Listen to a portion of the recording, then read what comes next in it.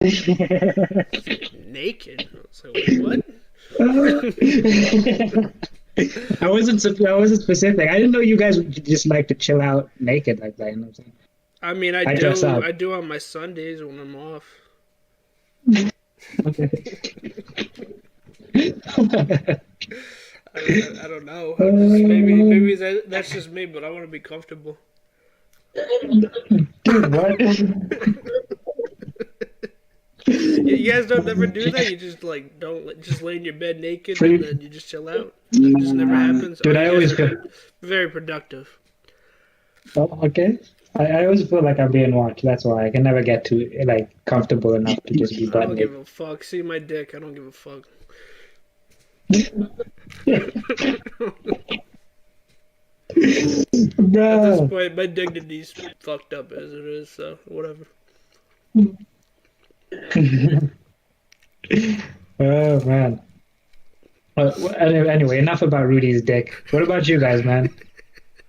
That's what type of time you niggas was on. Good thing I tuned out. No, I needed, like, I wanted to segue. I didn't know how to, so I just...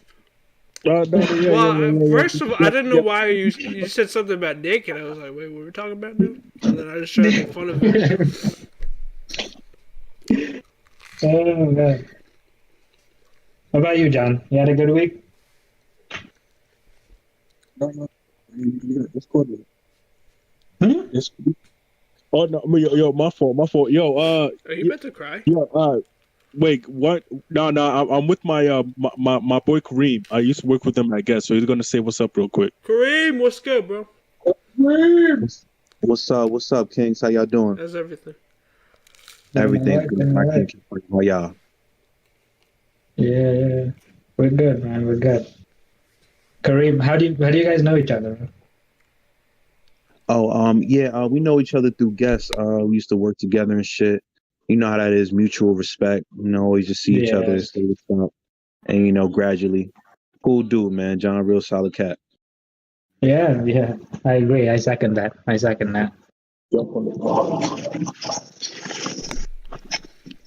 Anyway, I mean, you guys ready? It's time Yeah, Jesus. I'm gonna go ahead and yo, keep doing y'all thing on this podcast, man. Y'all gonna get it. No, appreciate that, man. it, bro. Appreciate that. We're trying. Who is that? It's Yeah, Kareem, don't you it's know? already. Come on, man. Get with it. Who was that? You said what? That was Who John's was it this friend, time? Kareem. No. That was Kareem. Oh damn! I just heard somebody talk. I left for a minute, came back. I'm like, yo, who is it? What? That was so random. Oh, man. Okay. It was good though. Somebody hacked John's thing. Wait, which one of y'all secretly voting for Trump? Secretly? I'm good. Yeah, I'm good with that one. Like Ice Cube? Bro, I'm voting for myself. that Oh, means you in the voting for write-in? Trump. You're in So- the write-in? Oh yeah, that's right. That means if you don't vote for Biden, you voted for Trump. Doesn't matter. Yeah. Oh, yeah. That's yeah. Bro, I'm voting And for Kanye myself. 2020. Kanye. Kanye West, man. Let's fill arenas full of gospel singers, Yeah, man. we need that because That's what we need, bro. So this country needs cleansing. Oh my god, man. At the end of the day, it don't matter who's gonna be president. They still gonna drop bombs and they still gonna print money. Yeah, they're gonna drop bombs Yeah. on school children in fucking Afghanistan. Yeah, that's what's gonna happen. Yeah, 100%, man. Tragic. Tragic, bro. Fucking tragic. Yo, what do you... Wait, I saw in England that they're doing a second lockdown, guys. I heard about that. Right? No, I think it's like certain places, not the whole England. Well, in North Carolina, where I live, that's what's happening because it's one of the worst states right now. It's got a lot of cases. Even in Really? New York, Yeah. they shut down like certain places depending on like the rate of infections growing. They'll shut it down. Yeah. Are we in yet, by the way? We've been in, bro. The whole, Bad, okay. the whole dick conversation's been recorded and everything. Oh, snap. Okay. Yeah, Okay. so Cool. yeah, so that's gonna be a good, introduction to whatever we call this episode. Okay. Oh no, we forgot it, man. I made some good chopped cheese. I'm proud of myself. Hmm? You ever had chopped cheese, right? Chopped cheese, the sandwich. The sandwich called chopped cheese? Yeah, you know what that is? I have no idea. It's What just is burger that? meat. You chop it up and put Come cheese on, man. Come on, man. What, Come on, dude? Nah, you gotta know what chopped cheese is, my guy. Would you enlighten me, man? No, just go to the Bronx, go to any bodega and ask for a chopped cheese. They'll give it to you. Get in the whip. Chopped cheese? It's the best. It's the best sandwich. Is it like a cheesesteak? No, You kind of like, I guess you compare it to a little bit, but not really. no. I know what a cheesesteak is. So if I had to compare it to one food, it would be a Philly cheesesteak, but it's not the same. What's the difference? You go get one to find out. It's better to eat for yourself. Okay. That Is was it better my than a diet. cheesesteak? That was my diet. It was horrible. I feel like it is kind of. It is, but it's so good. I think it depends who makes it though. Yeah, that's true. Yeah. Yeah, same thing with cheesesteaks. It depends who makes it. Especially when you're in Philly. Fuck this shit. I love cheesesteaks, man. I could eat. They're so good. Yeah, I could eat fucking sandwiches in general for the rest of my life. Yeah? Something about sandwiches. Yeah. And that, I don't know, but the bread has to be right, man. Oh yeah, no doubt. Bread has to be right.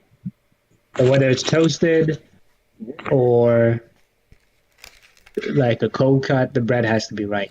So, Has to have the right crunch, not too soggy. You know what I'm saying? Like, No, I get that. That's for fact.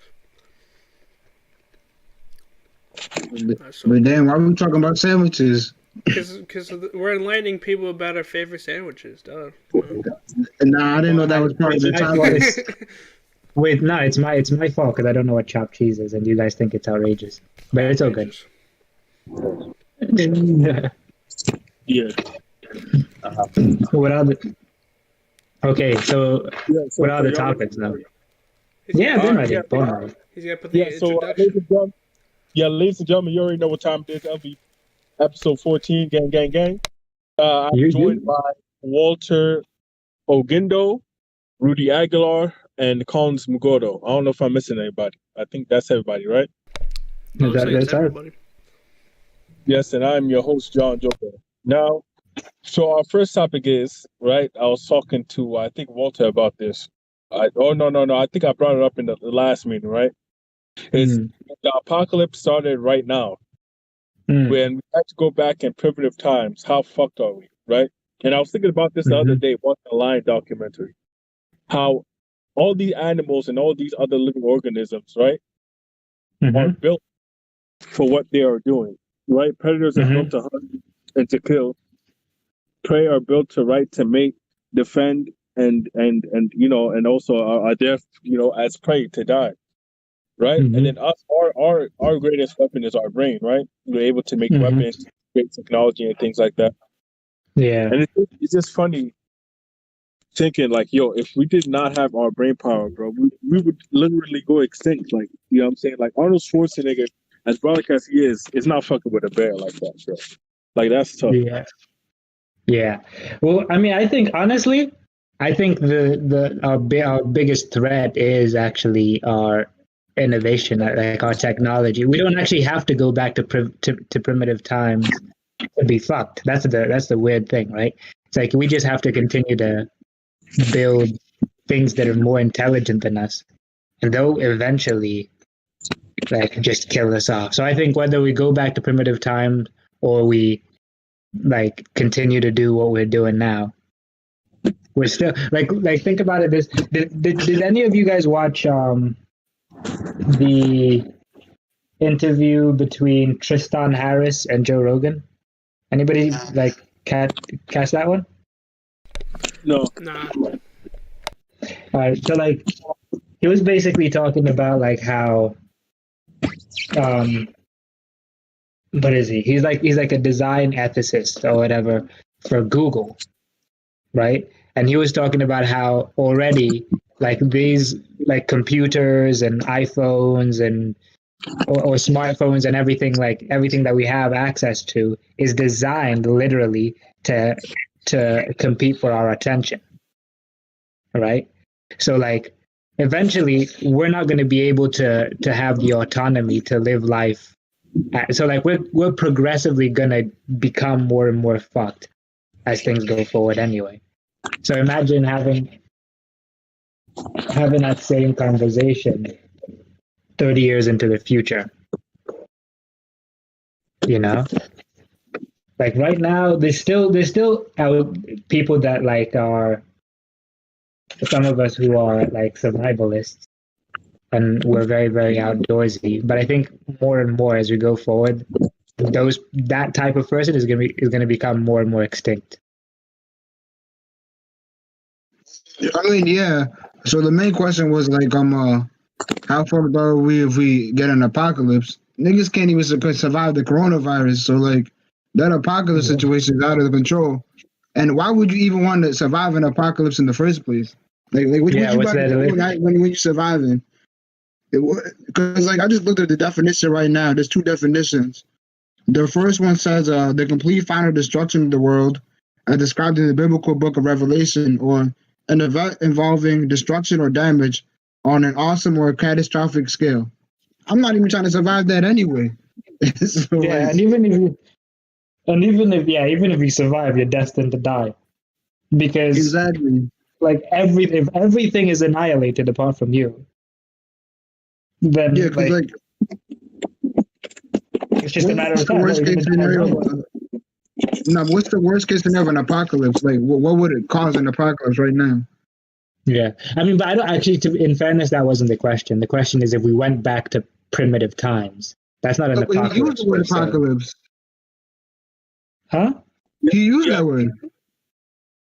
Yeah, I did use apocalypse. Okay. Well, basically, like, this is a rhetorical question, right? Because we all know the answer. Like, you know what I'm saying? Like, because niggas even ask us on Twitter, like, oh, yo, what are you doing if this happens? And obviously, niggas jokingly said, yo, you know my body. But let's be honest, bro. Like, fuck all the factual shit. Fuck all the data. Let's get to the real shit. Amigos to amigos. Yeah. Nigga, bro, I'm watching this live documentary. And I'm watching it, and I'm just looking at how this line is just, bro, a line is about what, like maybe 500 pounds. One male lion out here bodying a whole male bull Cape / African buffalo, right? An African buffalo is aggressive. It's built like a fucking Mack truck, and it's a K at least.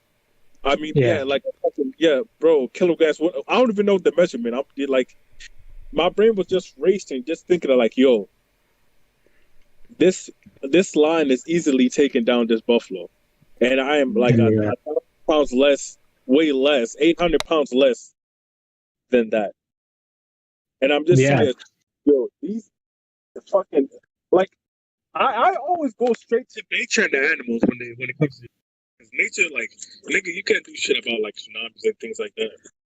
Yeah, dude, if a lion pats you on the back, you're moving, dude. You're moving. If it just does, hey, what's up, John? Long time no see, dude. That's force. And it's vicious. That's a vicious animal as well. I don't know, man. Those things, man. Cause man, nigga, think about our life right now, bro. Like, imagine, like, think of the dumbest shit. Like, think of, like, you won't even be able to jerk off because your life is on the line, man. Nigga, every moment, every second. Nigga, you ain't got time for that shit. Yo, bro, what am I gonna do? After a long day at work and just chilling, you know what I'm saying, watching TV, rolling up a blunt. Nigga, I can't smoke weed in the wild, bro. Bro, can you imagine bro, dumbass trying to fucking blow up. Well, man. Fucking stalking you. Nigga talk about seconds. If you smoke weed in the wild, that will be the most paranoid high of your life. Dude. Never. That has to be in a controlled environment. Like, the only way I can see that happening is if you're in like a glass box, right? Uh-huh. Like, the predators can't get to you, but you're zooming through the safari, just watching. The animals are like trying to get to you, type shit. Like I can see it like that being some cool type of like, you know, safari ride. But in the wild, nah, bro. It's over, bro. These niggas are equipped from sense, They're- sight, smell. Like these niggas can see perfectly in the dark, bro. Like that's the shit I was thinking about. Like, nigga, you out here stumping like fucking. I'm gonna be over here kicking black mambas and rocks and shit like that, while this lion is perfectly maneuvering and placing his bets on which angle to take in order to take my head off. And I have no idea. And even if I do, I don't know where he's coming from. I don't do nothing.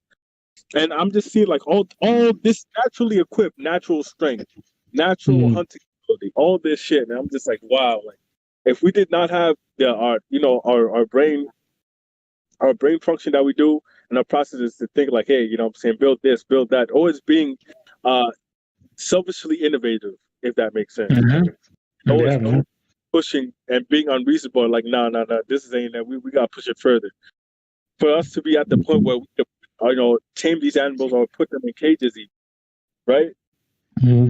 Yeah, but like, you know what? Like, I think at the time, like in primitive times, like our biology we were built different. Like we were much more like, I think we were just a lot stronger than we are now. But as the brain capacity grew, we kind of we didn't have to evolve to fend for ourselves in the same way. Like, yeah, I'll give you an example, right? You know, like the Babe, like the pig from like Pig in the City.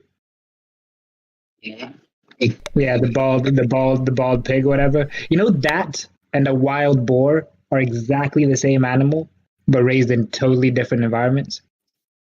Oh, like a dog and a wolf, I guess. Yeah, well, but I mean, a dog and a wolf. Bro. The dog went all the way suburban, bro. There's different breeds and shit. Like, damn, Yeah. He was a wolf. I mean, no, but there are wild dogs. There are wild dogs, right? They're not wolves.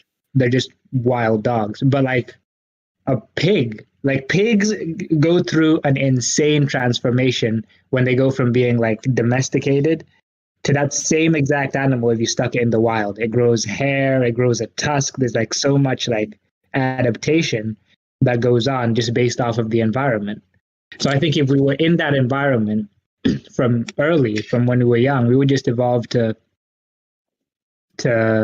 like what we would need, the sense that we would need in order to. But because like, okay, so if 26-year-old me right now went into the wild, it's a wrap. Forget it. It's a wrap. It's finished. Right? I'm probably delicious as well, man. I don't know. I'm probably like, you know what I'm saying? But well, I have fat. I'll be delicious. Yeah, man. If I was a lion, I would. Oh my gosh, I'm having me some Collins today. Ooh, where's the ketchup? Do lions use ketchup? I don't know, but like, they should. They're missing out. But like, I don't know. Like, I think I think from young, it'll be interesting to see if from. Maybe not actually, because as a kid you're even more screwed, right? Yeah. Are there people that there have been people before that have been raised by animals, right? Yeah. But not just people raised by animals, it's people who still live in like primitive times too. Like groups that still live like from the same as beginning of civilization or pre-civilization. And they so survive. Even though they're primitive per se, they're still making tools and they're still building technology, even though that technology is a bit primitive compared to what we have. You know, so they're still adapting in the classically human way that we do by building tools. Yeah, I think that's our advantage is adapting. Yeah. You know, like if you go, like there's a tribe, I can't remember where I want to say it's in the Amazon, but I'm not entirely sure, right? That's managed to just stay completely isolated from the rest of civilization, because every time like a force, like say the British Empire or any kind of force from outside of there tries to go in there, they like actually are able to fight them back successfully with bows and arrows. There was actually one time where somebody went and then they actually were able to like be with the people and stuff like that with no problems. Yeah, you just gotta be a real nigga, though. Huh? They Yeah, called just them not the here, North no. Sentinel people. They were what? The North Sentinelese. Sentinel. Yo, you could search that up. I want to see how they look. Yeah, let me find it. Let me find another nigga. They got this ad block thing that I can't get out. But nah, yeah, they've been like a lot of people try to contact, but one person actually did. Then the next time they went there, it didn't work out so much at the same time, which is weird. Yeah. Oh, they successfully caught. But like, how do you? You would have to like speak a common language somehow, right? In order to like. That's the part that always confused me too. I never knew about that part. That's interesting. But this is how I guess they look like regular people, I guess. Yeah, that's them. Where are they? Where are they from? Where they at? India. Are they Nah, in not in India. I don't think so. It is India. It's like a remote island in India owns them, I think. So it's like right outside of India. Is it a? I'm trying to think. I'm looking at it right now. They're dark. In India, they wouldn't. In Indian society, I don't think they would be accepted quite as well because, like, India has a very rigid caste system, right? That's based on skin color. They be hitting on the dark people. Huh? They be hitting on the dark people, but the dark people are the most lit. You didn't hear They're that? the most. Yeah. Big facts. Big facts. Damn, John, it sound like you recording this through a cup. Like, it's bad. What's wrong with your leg? Yo, You man. sound like you're like 10 feet away from your mic. Yeah. Where are you? What are you doing? I'm rolling up. Is what warming up? What do you say? No, that's incriminating. No, I'm just chilling right now. All right. Oh my god, man. Oh, yeah, I'm gonna see if I can find the thing where the guy they contacted them. That's some shit. They probably have 0 cases of the coronavirus. I'm saying, right? Facts. Yeah, got their a whole method. remedy for that too. They got a whole remedy for that. Or maybe they just the remedy is just don't allow people to come in here. Shoot at them with bows and arrows. They've been on this quarantine wave. They're not primitive, man. They're ahead of their time. I mean, I don't know. So maybe they're not primitive, but like they live a basic society though. They are. They're a basic society. But even to the point where you're hunting for your food every day, that's kind of primitive, my guy. There are people who have access to this way of living, but still want to hunt their food. Yeah, but they don't do it like every day. They do enough and then they store it. And then they store. Yeah, they got like refrigerators and shit. I guess, but then they can't take like 4 days off, but you're not hunting. Yeah, what is this? Yeah, I'm going on vacation, man. I'm going on vacation. You guys keep hunting, all right? I'll be in Aruba. Can't do that. Exactly. You can't do that, man. You're always on the clock. Facts. Could you imagine? This hunting shit is so hard. I'm depressed, nigga. What? But you know what? Would you? Okay, this is another question, yeah? You think if you lived in an environment like that, would there be as many like mental health issues as there are now? Or do you think there'd be less? Bro, you have no time for that, bro.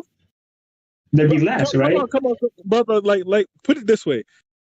All right, so we're gonna switch it to now. You're the hunter now, right? Now you gotta hunt some zebra. You don't hit the zebra. You don't hit the zebra. Now are you gonna throw a tantrum? You ain't got time for that shit. Your tummy's rumbling. Yeah, I mean, exactly. And I think probably those societies, you'd be surprised to hear that they're a lot happier than these Western ones, because they appreciate less. So I mean, that's just speculation. There could be. It's just not like diagnosed. Just because it's not there does. Well, okay, you think like the trauma is still there. Well, you could measure like suicide rates and stuff. Huh? Okay, so there's life expectancy, right? Obviously, is probably going to be low because they're kind of exposed, right? But then there's also the idea of how many of these types of people commit suicide. How common is that? Like, there's actually a stat that people are like a lot of soldiers only start to experience PTSD and things like that when they're not at war, when they're not actually at war, when they're at home. Here's the money. Huh? Okay. What'd you say? Like usually, like there's a lot of soldiers who actually say that wartime keeps them sane in a way. You know what I'm saying? Like it keeps them away from like it keeps them more sane than life in civilization. But they're not going to war with anybody. They're not going to war with anybody though.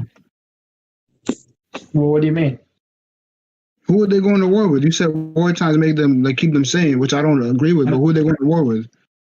No, I'm saying soldiers, like soldiers, veterans that have been to war is what I'm saying. But they don't come back sane. They might keep them sane in the moment, but they don't come back sane. That's yeah. You know what I mean? So the same thing could happen to these people doing these primitive things. Like if you were to sit there and go and diagnose them, I'm sure you could find it. Yeah, I'm sure. So you can't just sit there and say that because something is they don't have a lot of these. They have other stuff going on. This is not going on too. But we said it already. I mean, I don't know. I don't have the statistic, but that's what I've heard. Like, you know what I'm saying? That at times it's not being able to assimilate to civilization, regular civilization, that causes a lot of suicides and stuff like that within soldiers. But then like that kind of begs the question, is it that the soldier is sick, or is it the civilization itself that it's not built for people that are used to being on their toes and trying to survive, being in survival? Well, those are two different things, I think. Yeah. Like the mental that comes with war is different from like not having stuff. I mean, huh? My fault. No, I said. I mean, you're totally right, right, Crow? One is about being born into an environment, and one is adjusting to an environment, I believe. Yeah. I mean, okay, there's no doubt the role that trauma plays, right? Obviously, trauma, like when you see something that's, you know, you shouldn't really be experiencing, especially at a young age, it will have the effect of not being able to fully assimilate that trauma later on in life, and that's going to lead you to have mental health issues and things like that.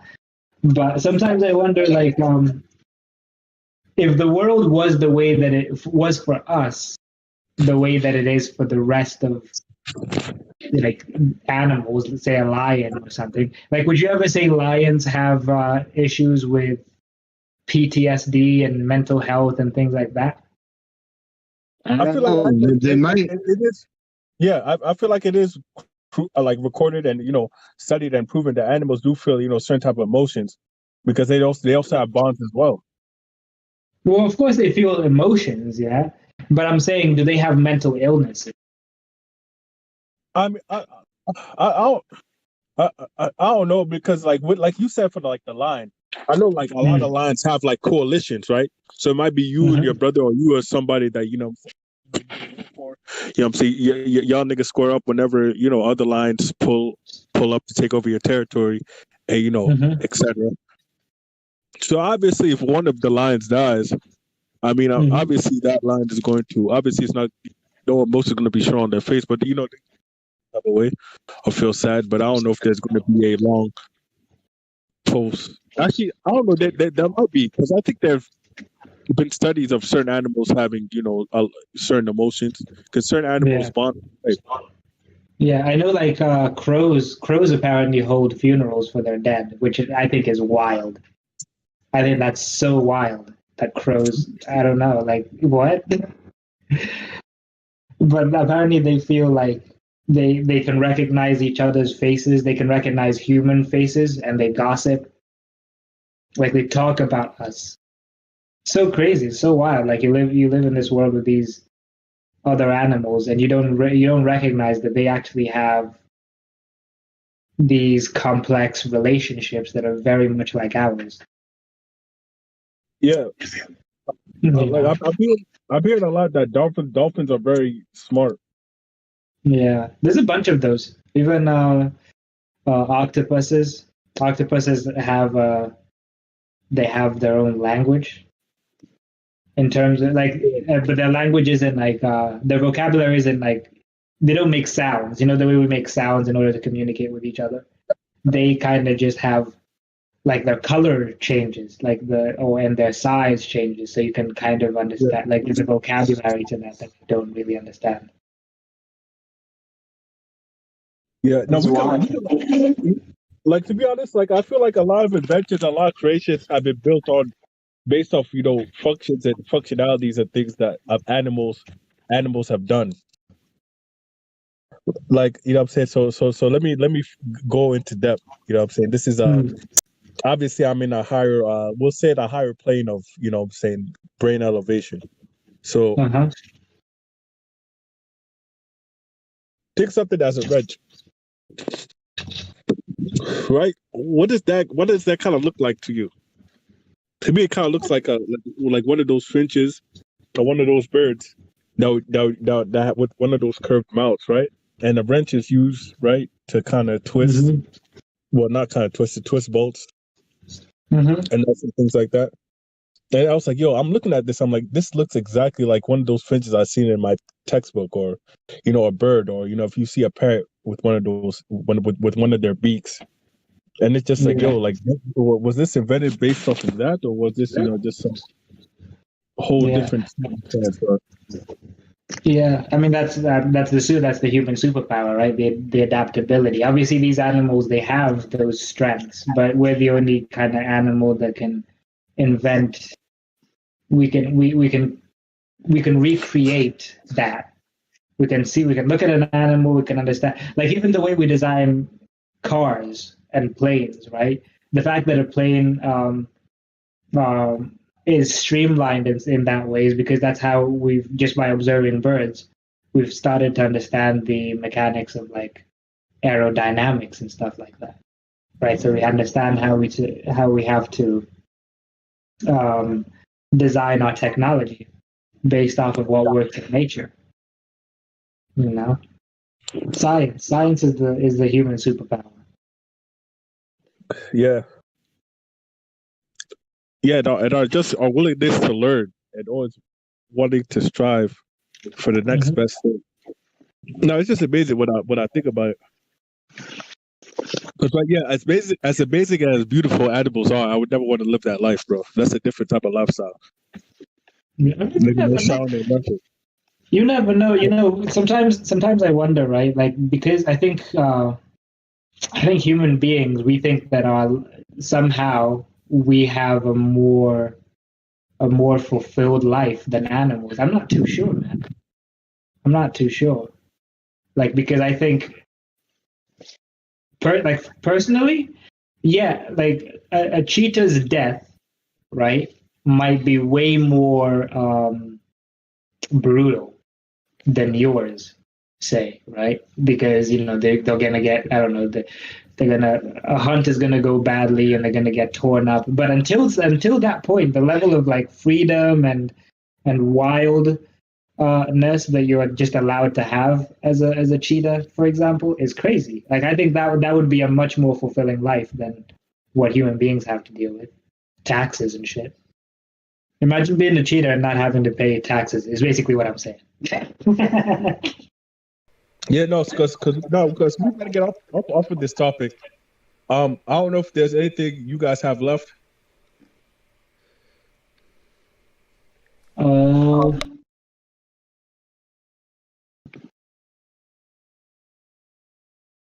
What's the next thing?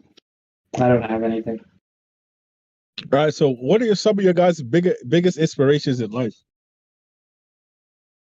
A person or No, people? like your biggest inspiration. It doesn't matter. It could be a person thing. Hmm. Dream. Do you guys have any? Wait, what's yours, John?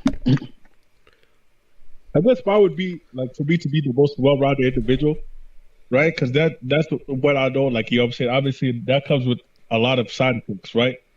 Like, right, being financially, you know what I'm saying, somewhat savvy, being physically healthy, being mentally somewhat, you know what I'm saying, have mental intelligence, right? To, you know, to your max ability, right?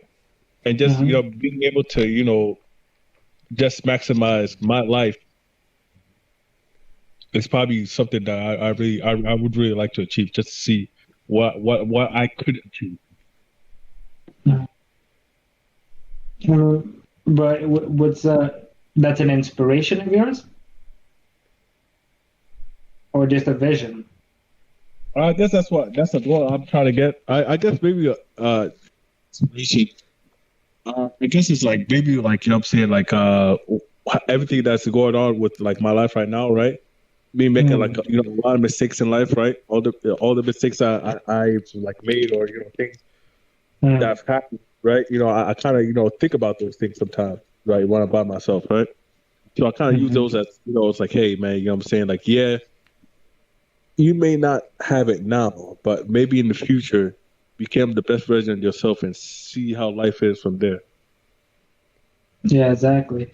Well, I mean, I would say definitely like sports for me is huge. Like watching sports because like yeah, like the thing that that you start to understand from watching sports is just like the mental side of because things happen in such a small period of time. Like for example, in soccer, it's been over the course of 90 minutes, stuff can happen. And you can see like people's mentality, the mindset, how they come back from adversity. Like there's so much. It's like a soap opera.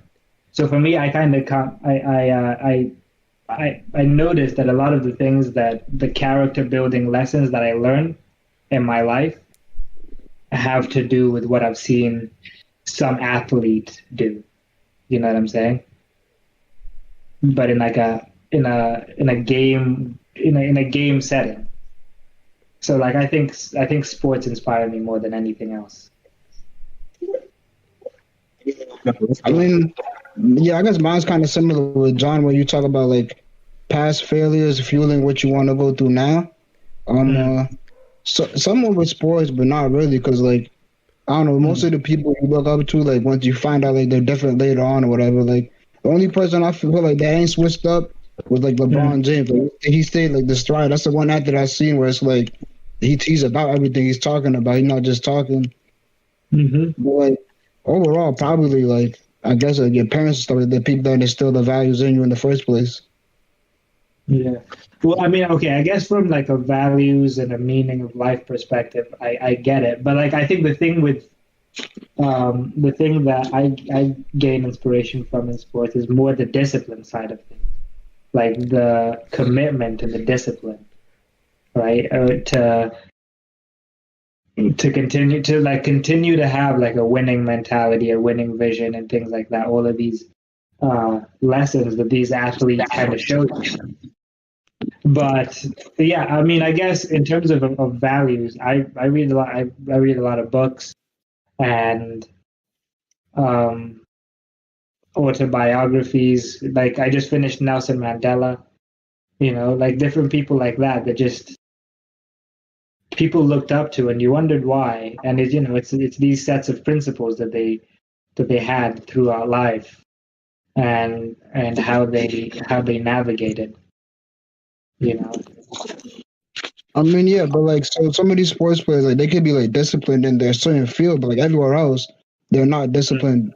Like they lack like that. They have like chaos in their life, whether it's going through like domestic violence issues, whatever issue they go through. So, like, to me, I don't feel like that should be somebody you should aspire to be.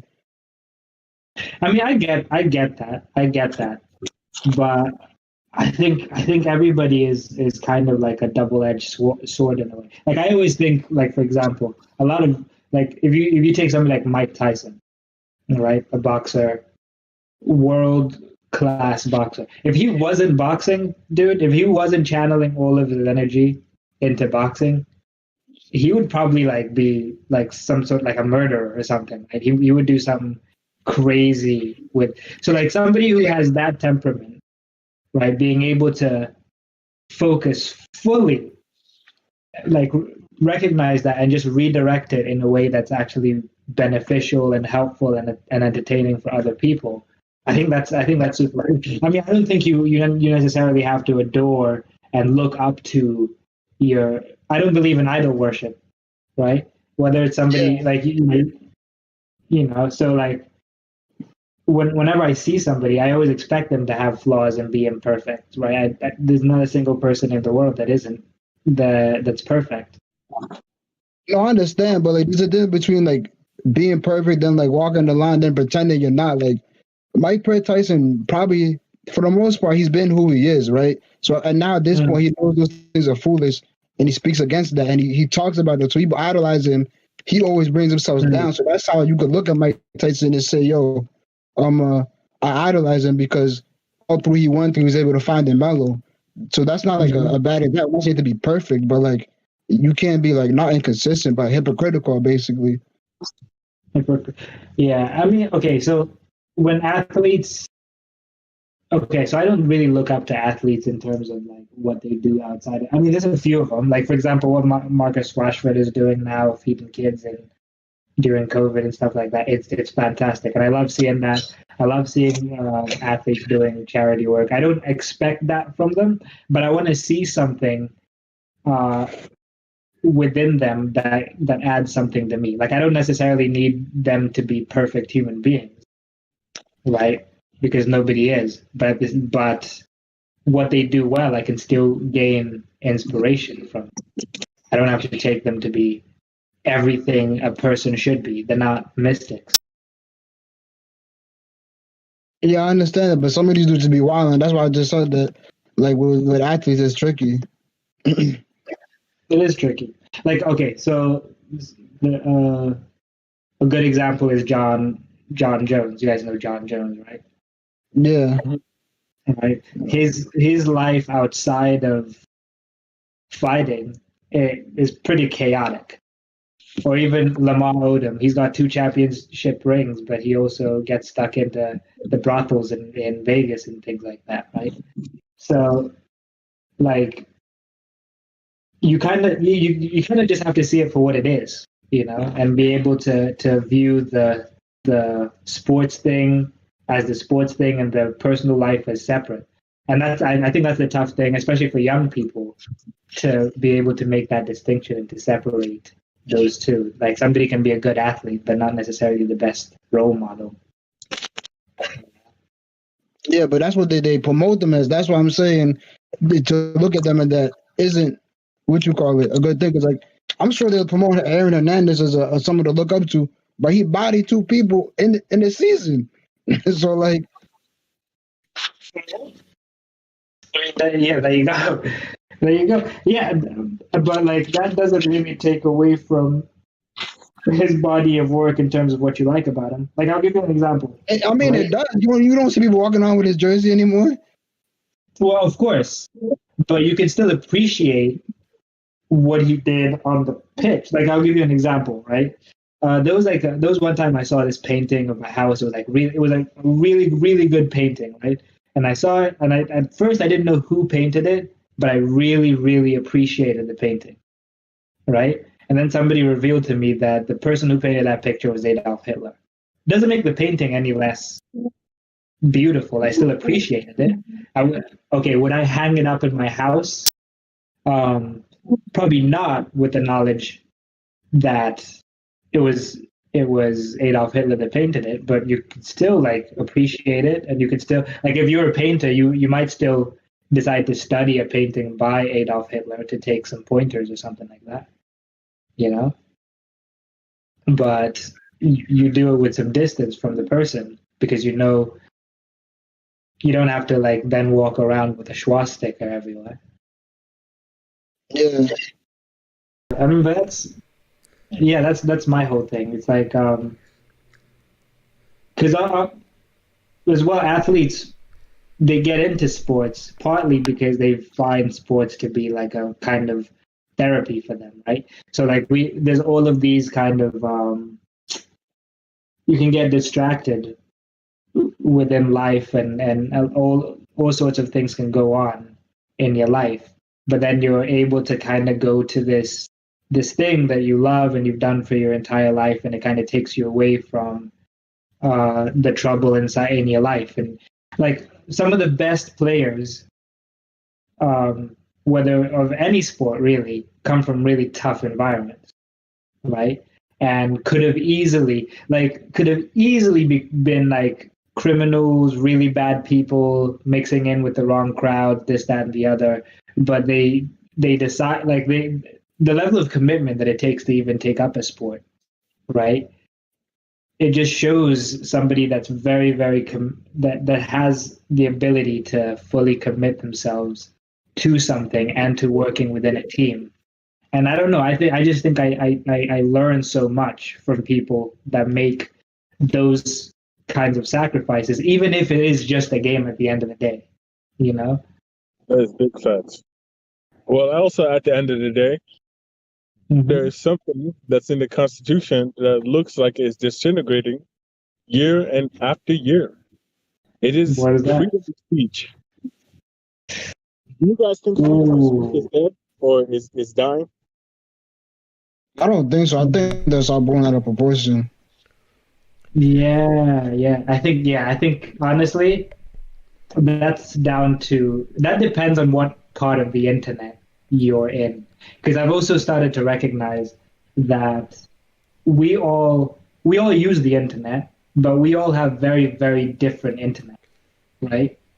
So like certain people, because of what they tend to pay attention to and they tend to click on the most, they'll more likely be exposed to people exercising their freedom of speech freely versus people who like a different type of content who will be exposed to something completely different. So I think it just depends. It depends on what part of the internet you occupy.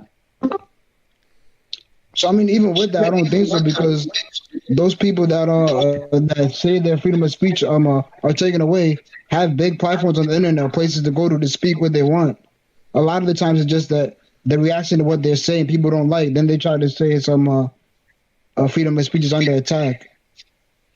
Well, it's probably down to cancel culture, right? Somebody says something, even if it's 10 years old or whatever, they're still likely to get canceled today in the modern day, you know? So I don't know. I think if freedom of speech was truly dead, then President Trump would have already, I mean, maybe he is canceled, but not really. Not really. And by the way, very few people actually get canceled. I don't know anybody who's really canceled. We never see them again. Louis C.K.? He's still doing shows. He still does shows. I haven't seen him online for I remember he had his okay, so obviously a lot of the stuff that he was doing for the mainstream is all gone. And I don't know if because like he had a lot of like contacts. I remember he had that show Horace and Pete. Have you guys heard of Horace and Pete? No. Mm-mm. So yeah, there's a show that he directed. It's a really, really good one called Horace and Pete, right? And he was doing projects like that a lot of actors would just jump on and want to be on. But ever since like I remember he was working a lot when those allegations came out, and then as soon as the allegations came out, now he's just doing basically just private comedy clubs and stuff. Well, they're public comedy clubs, but there's like comedians who like sticking up for him and like what you call the industry wasn't like 100% banished. But do you think he'll be back? Do you think he'll be back in the mainstream? Yeah, eventually he'll come back. Cause like a lot of the comedians they fuck with him, and he's funny too. And he's so like I feel like people are just they're also tired of this cancel culture because like in reality, very few people actually get canceled. Like what? Yeah. Bill Cosby, he got canceled. He should have been. R. Kelly, they got him out of it. He should have been. Who else? That dude from House of Cards, they should have got him out of here. Bill O'Reilly, the only one who really got canceled, and we never saw him again. Bill O'Reilly. Doesn't he do a podcast? I think he does. Yeah. So even he came back. So like cancel culture to me is not even like a real thing. Yeah.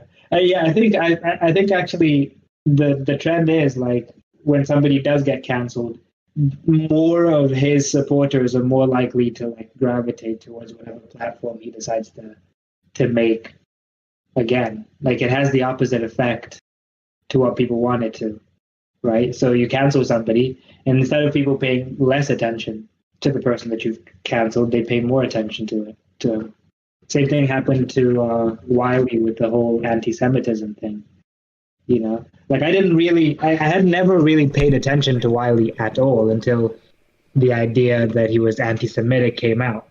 Then I was all like looking for interviews and things like that. I still don't think he's that interesting of a person, but I still check for him precisely because he was canceled. Yeah, that's what usually happens. Mm-hmm. But like, I just don't think like I don't know, freedom of speech is still here. So there's restrictions on it, but like Facebook and all that stuff, they're not infringing on your freedom of speech. You don't have to use Facebook.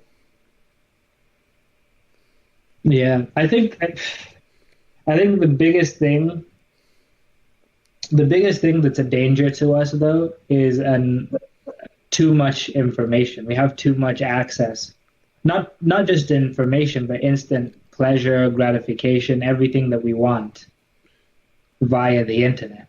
You know, you can do just by a click of a button. You can literally have whatever. You can order food online. You can shop. So like, I think the real thing is, I think technology is inhibiting our capacity to actually go out and do things the way we used to, you know? Yeah, but in other words, it's open to people's minds too. Yeah, exactly. I mean, yeah, it's double-edged for sure. It's double-edged for sure. Yeah, but I just don't understand the argument that like freedom of speech is dead. No, I don't think it can ever. Freedom of speech is never going anywhere. It never will. It never can, because niggas is going to say what's on their mind. Those people are not dying anytime. Of course it can. Of course. Yeah, I'm about to say you can't say never can. Yeah. There are countries right now that don't have the freedom of speech. They don't have that. You can't just say whatever you want and get away with it in some places on Earth right now. And America is just another place on Earth. Like, things could change, especially politically, so quickly, and then all of a sudden we could all be in a dictatorship. I don't know how possible it is, but the idea that it's impossible, I don't know. Yeah. Yeah. Yeah, man, freedom of speech. No, it's just funny, bro. Like, just being in the middle of it and just seeing how things have changed. Well, why you said it was dying? You the one that said it was dying.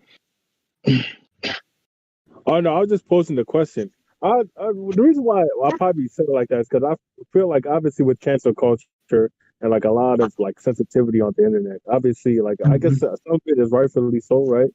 Because with a lot of information, a lot of things being put online, a lot of it is there's a lot of it that's good, and a lot of it that it's obviously toxic and it's not bad. So this is kind of one of those things where there's a fine line with a lot of things, and I feel like the next podcast we could kind of get into that, like the fine line between saying freedom of speech and like saying actually being destructive to society.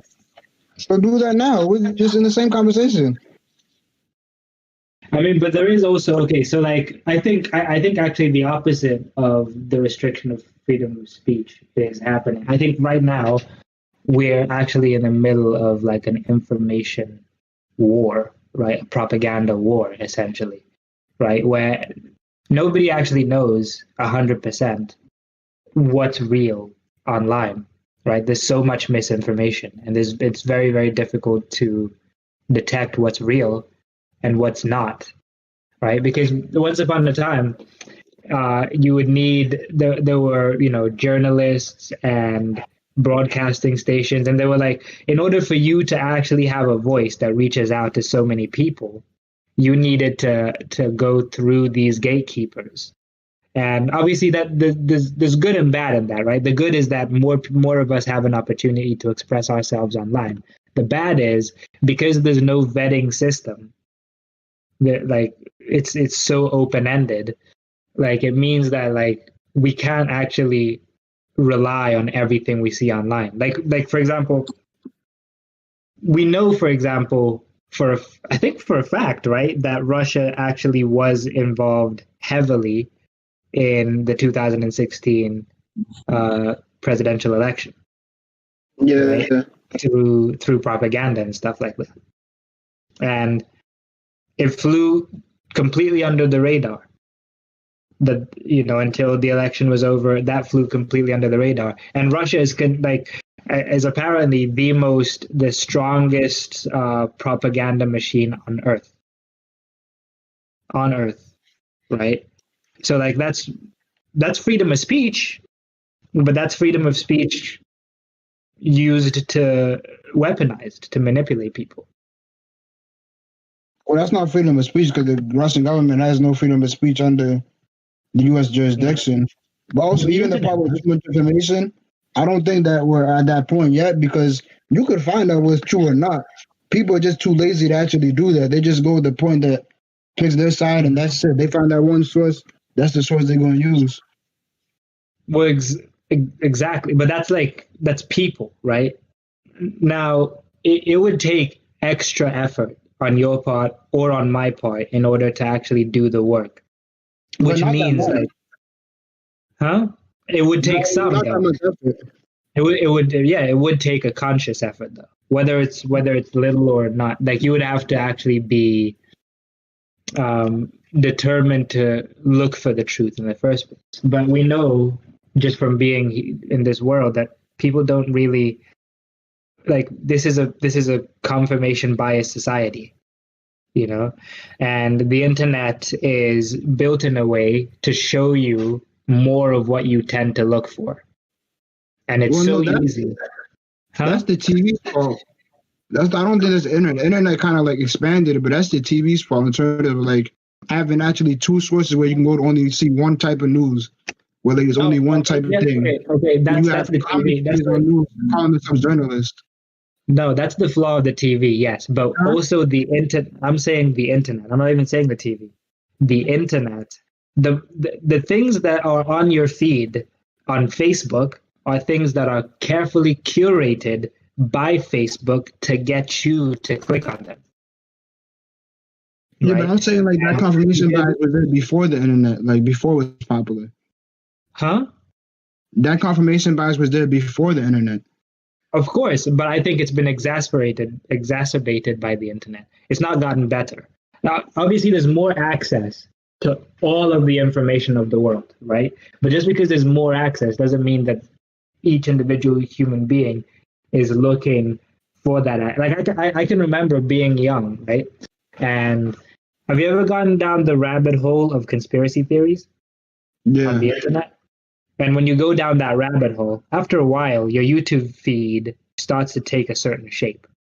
And you can go deeper and deeper and deeper into that, right? Now, you would have to wake up and be like, oh, shoot, I've noticed that I'm only looking at one side of this issue. I'm not looking at all sides. But that would be a conscious effort by you, where before, because of journalism, because of certain gatekeepers in the media, they were good and bad, right? The good was that they would like for example, the New York Times, if you read it, a lot of the information there you can reliably say it was well vetted, right?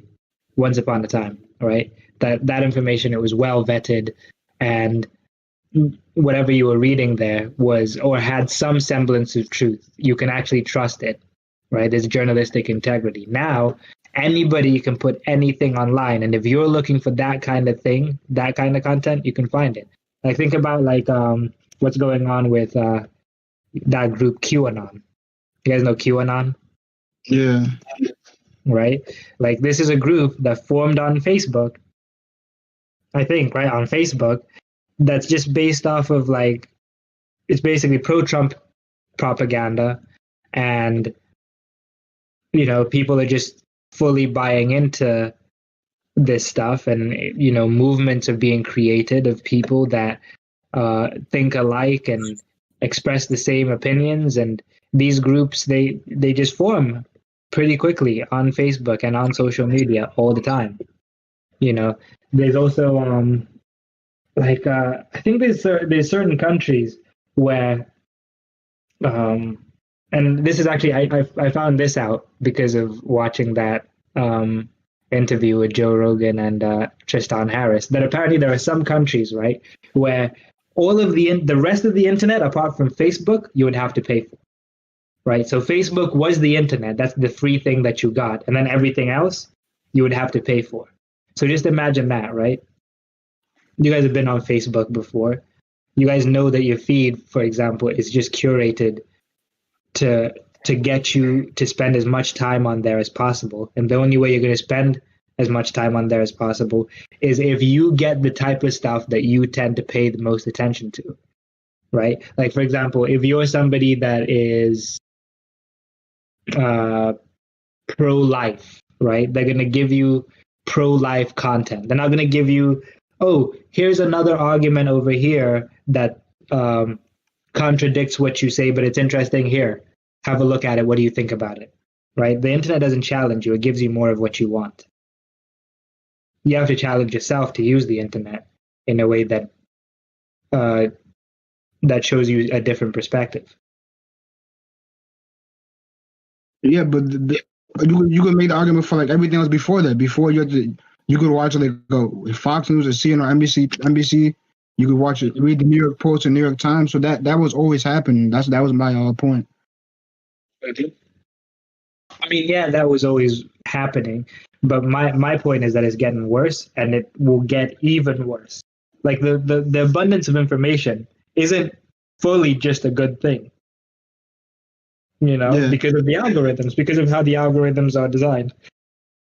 Just the fact that we have access to all of this information doesn't mean that the information isn't being used to manipulate us in a very, very similar way to how the information, how propaganda worked in the past. But now you have people that are way more sophisticated, and they know precisely how to appeal to your sensibilities through your phone. Yeah. What was that point? Huh? No, I'm saying, what was that point John was making where he said, what's the fine line? He still didn't say his point on that. Yeah, so I was basically saying the thin line, right, between freedom of speech and obviously being destructive. Being destructive? Yeah, so what was your point? You're the one who brought that up. My point is, I want to ask you guys, like, because I'm trying to figure out, like, what is the line, right? Because, right, obviously there's certain things that, you know, everything's a gray area. Mm-hmm. So it's like, all right, like maybe I'm saying you brought it up. So do you have any suggestions on it? You must have thought about it if you brought it up. Oh no, well, my thing is like, I guess the thin line between, like, you know what I'm saying, giving an opinion and being, like, I'm saying, like, an asshole, right? Because I feel like there's certain things that there's like a fine line between it, right? Because there's certain things, like, you see, like, in order to run a company, right, you sometimes have to be an asshole, right? Because you have to make sure that people are in line because it's a function. Thing has to function in order to be right, in order to work, right? But from the employee standpoint, they might think that the boss is just a complete bitch or a complete asshole, right? Depending whether it's male or female.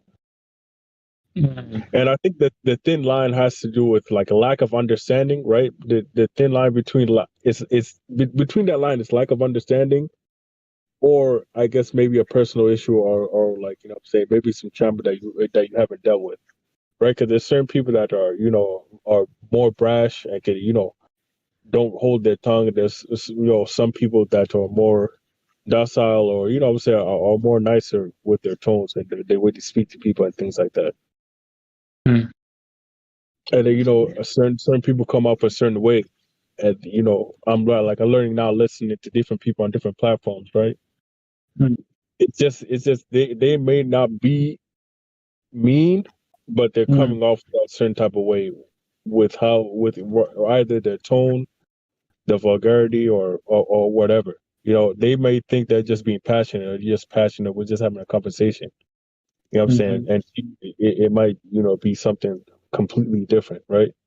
So that fine line is just, how people are raised, difference in opinion, and just, her trauma, like, what I'm saying, your childhood trauma. So, like, what I'm saying, were you somebody that was more of a leader, or were you somebody that was shy, or, what I'm saying, were you bullied, or were you the bully? Things like that. It all goes to this whole mental aspect of the line, basically. So, okay, I mean, I don't know what that means, but overall, I don't think there really is a line between like in the freedom of speech. If you have the freedom of speech, you should be able to say what you want, because then who decides what's an asshole, what's hate speech, or what's this or what's that? Who makes the decision? Well, okay. So is there, in your opinion, is there such a thing as hate speech? Yeah, there is, but it is protected under the freedom of speech. That's what I'm saying. So, like, if you say there's a line between it, what does that mean? Like, you're not allowed to say these things under that? Who decides what hate speech is? Yeah, I mean, so how is hate speech defined? Does anybody know? I'm here right now. Abusive or threatening speech or writing that expresses prejudice against a particular group, especially on the basis of race, religion, or sexual orientation. So let's say, so obviously it's very, very black and white to see how threatening somebody is destructive, but like if somebody just says something about you or about people like you, for example, is that harmful enough for that person to then be punished for it? That's my question. That's what I was asking John. I say, like, when it comes to freedom of speech, I feel like, what I'm saying, like, obviously, like, hate speech is like what we just defined before.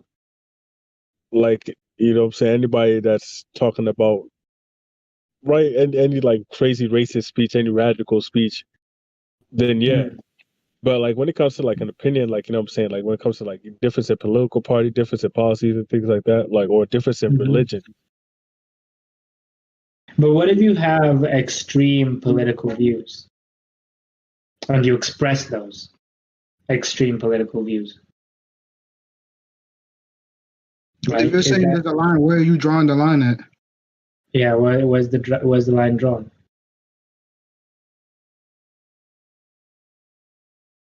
I guess when serious actual threats are actually being made.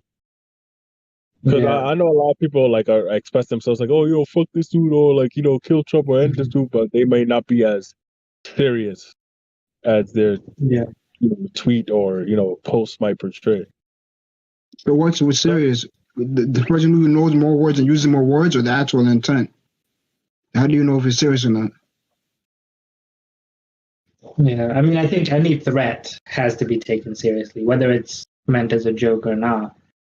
If somebody writes to you or me, "Oh, I'm gonna kill you," you kind of have to take that seriously. You can't just be like, yeah, whatever. He's just saying that. But other than that, like, but if somebody just calls you a name because they don't like how you look or they don't like people like you, like, is that something that needs to be protected? Is that something that, like, should somebody pay for having a poor opinion of, say, black people or gay people?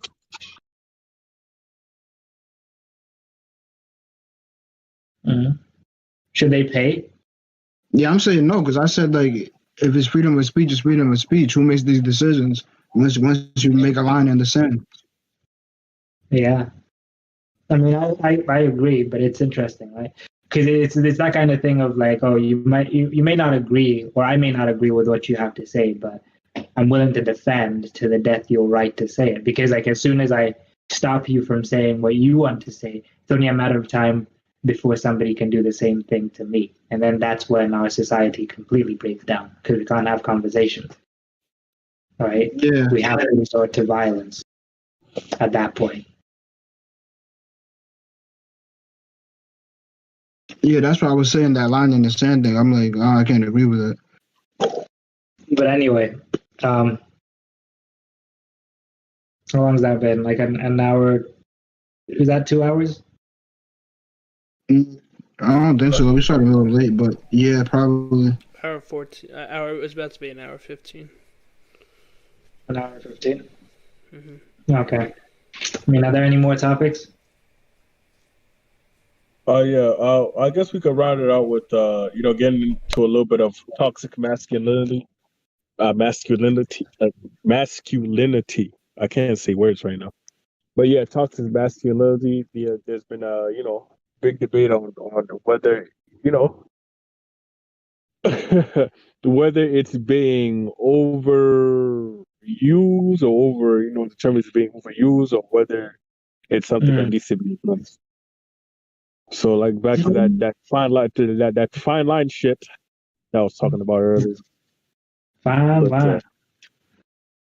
I mean, it's tough, right? Because yes, I think there are certain behaviors that are unique to men that don't necessarily help us in society. That, you know what I'm saying? So, like for example, catcall. I know not every man catcalls, for example, but catcalling, right? Or just saying things that are misogynistic around women in order to put them down or in order to, like, bring them down a bit. Because I've also noticed, like, the reason why toxic masculinity is such a hot topic nowadays is because women tend not to say all the time what they think because they're scared, right? Like, for example, if you, like, say you approach a girl and she doesn't really want to talk to you, there's something in the back of her mind that understands that there could be a consequence to rejecting male advances, even if it's a man that she's not particularly interested in. There is a consequence to that. So is that what toxic masculinity is, like, on its basis? I mean, I would agree. I'd also, like, add on to that, or kind of reconstruct what you're saying. Like, yeah, there's certain practices or certain things or certain habits or certain things that we've been conditioned to think that are okay as men that maybe might be more detrimental than beneficial to us. Yeah, like, I think, like, I don't know if you guys, because I've always grown up thinking that, like, as a guy, there has to be, like, this almost, like, this like bravado, like the idea of, like, an alpha male, right? Where you kind of have to come into the room and be loud and be seen and be heard and recognized and beat your chest and things like that. And I actually grew up thinking that that's what it meant to be a man, to, like, really come into the room with your balls on the table, so to speak. But I think I think the idea of toxic masculinity is probably born from an insecure man trying to overcompensate for where he sees himself as not as lacking. Yeah, I agree with some of the stuff, but it's just like I don't know. Sometimes it gets painted as like anything manly is toxic masculinity, to where it's Yeah, like I don't even know the definition that's of what it anymore. and so it's like, yo, like is being a guy toxic? Like that's against me now. Yeah. Mhm. Yeah, I hear you. I mean, yeah, there's definitely that.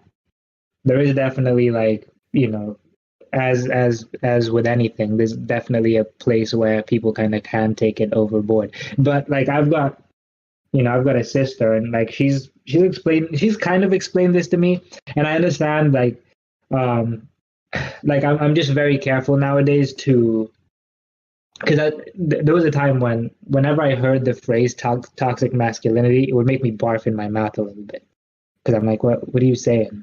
You saying like dudes are toxic, like guys are toxic? But no, but there's definitely certain behaviors, right? That girls they're actually used to being around. Like for example, right?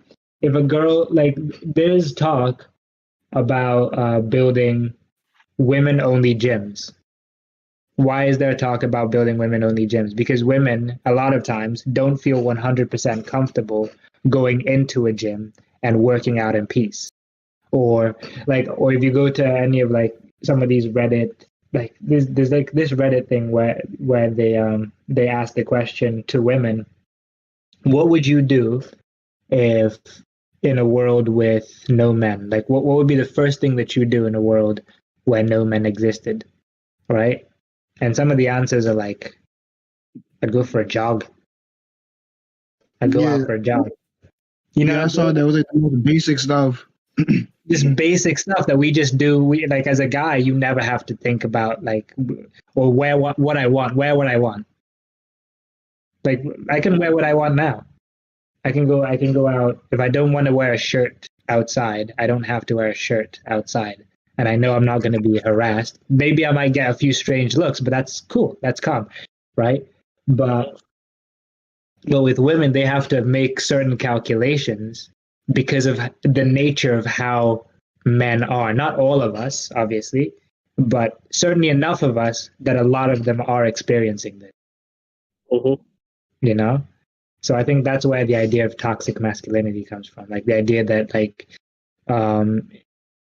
the extent to which men feel we have to take up space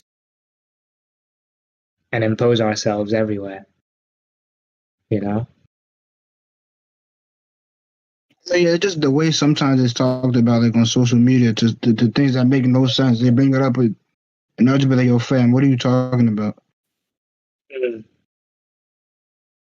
Well, like what? Give me an example.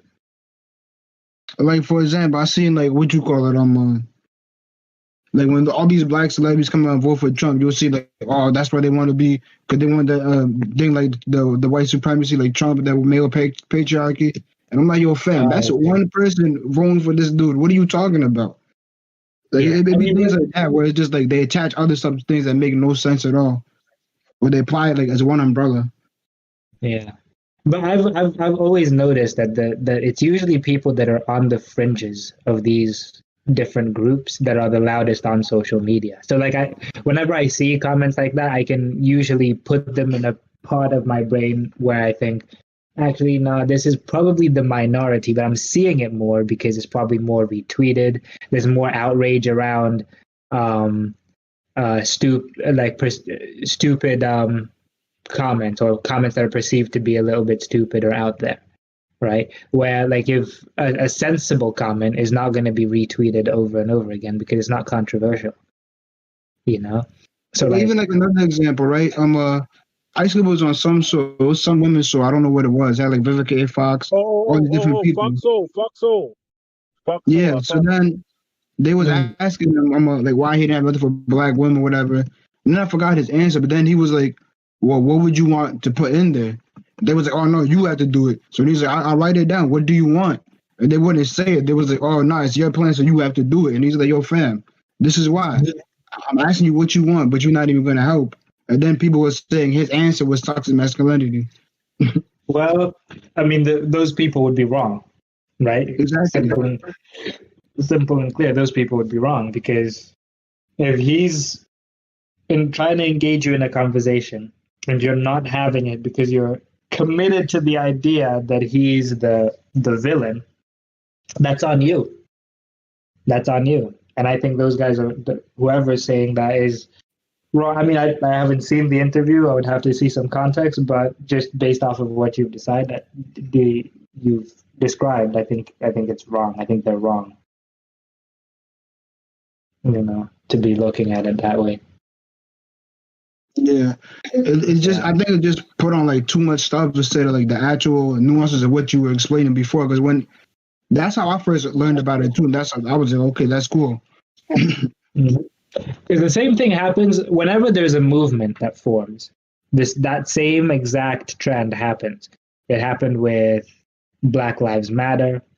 It happens with any, like, name them, anti-fascist. Those are like I think that's like any kind of group that forms around an idea. Even what's that other one, MGTOW, right? They always have, like, because they have an agenda. Because you come to an argument or a discussion with an agenda, like there's everything that you say within that argument is to fit the agenda that you already have when you came in, and so you're not going to be able to even hear anybody say anything that runs contrary to what you already think is the case. Yeah, I mean, I don't know, man. I feel like there's a lot of, I don't know, people got to go on their own journey. I'm kind of going through that journey right now. Of just, mental restructuring. Obviously, it's up and down, right? And right now, I'm going through the down period. But I don't know, man. It's just something that you just got to be aware of. Necessary steps to get on. I don't know, man. I'm going to Twitter to fight with niggas is not going to solve the problems. You got to do shit like this. You got to link up with your people and figure things out. Yeah, I hear that, man. I hear that. Yeah, John. Anyway. Yeah, before we wrap this up, any final thoughts? Any final concerns? Rudy, my guy, I'm saying we haven't heard it from you in a while.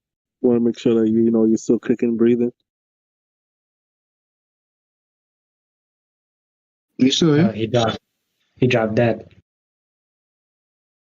Yo, Rudy? We should all just leave him here and see how long he stays here. Maybe he's asleep now. We get to laugh at him.